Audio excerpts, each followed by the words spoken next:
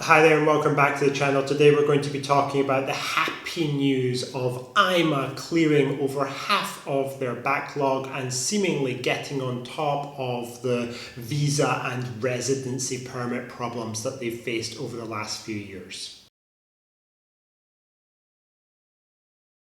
Alright, this is a video which contains the words AIMA and efficient in the same sentence. Wow. AIMA have actually been doing a pretty good job, it seems, over the last half year. I know that there's just immense frustration amongst basically all the foreigners that you meet that have to interact with the service. It's still very, very difficult to even place a phone call successfully to them, far less get an appointment. People are still dealing with lawyers and stuff, trying to concoct various ways to get appointments.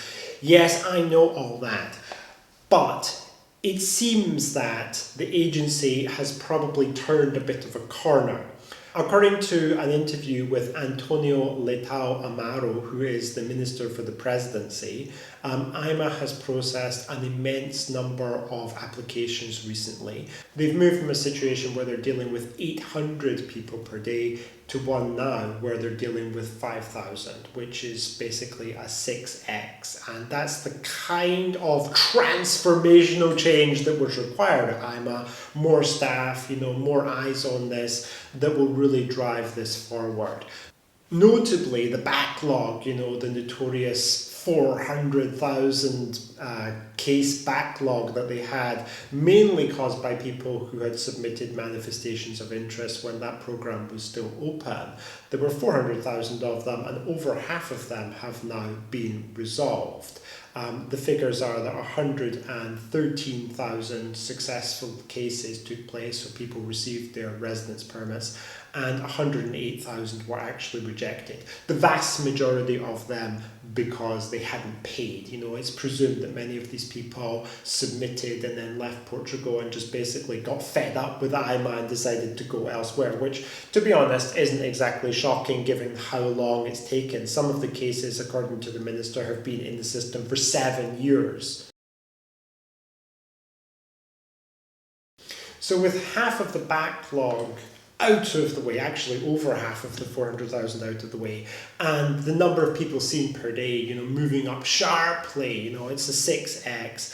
I think that AIMA are now basically on top of this. I did a video a while back, it must have been about 2 or 3 months ago, about how they were bringing in legal firms to help them process some of these cases. That may well be playing into this now. I don't know, I don't have that information. But when you go from 800 to 5,000 per day, you're going to get through it. I mean, at the current rate of progress, if you're dealing with 5,000 cases per day, in like 3 or 4 months, this entire backlog could have disappeared.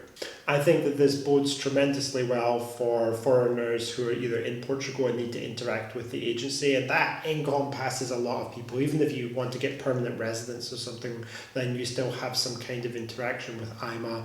Even as an EU citizen, my wife is non-EU, I still had to interact with them. So they do tend to touch the lives of almost all foreigners who live here.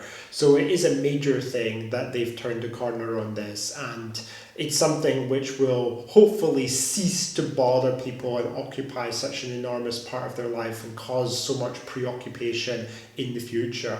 We're looking at a situation where a year from now we might be looking back on this and laughing at it and thinking, oh, do you remember, during like 2022, 2023 and 2024, AIMA was so terrible. Well, now they're back to being all right.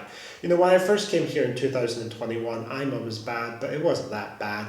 I was able to call and get through. I had to spend an hour calling, but I got through and I got an appointment like 3 weeks later for my wife. It was bad. It wasn't terrible. It wasn't shocking or anything. If we could go back to that kind of situation, I think most people could accept it, to be honest, and certainly I could. Just in closing, there were actually some sad cases associated with clearing the backlog. Those 108,000 rejections actually led to the discovery of people who had stayed in the country illegally, because if an application is rejected in Portugal, an application for residence is rejected, and it's found that people have just stayed here, then that counts as illegal stay. And according to the minister, there were actually several arrests made. I'm not sure whether that led to deportations or not. I really don't know, but it seems that there has also been a transition in terms of the way of thinking with this government as well, because realistically under the socialist government things like that just wouldn't have happened. You know, everybody was welcome, it was completely open doors and a free for all. So it does seem that things have changed in terms of the attitude to immigration. Of course, they're not quite as strict as some people, including myself, would like them to be, but they are improving, and the activities of AIMA, you know, the level of efficiency of AIMA also improving. So all round good news. All right, well, I hope people found this video interesting and informative. I'll see you soon in the next one.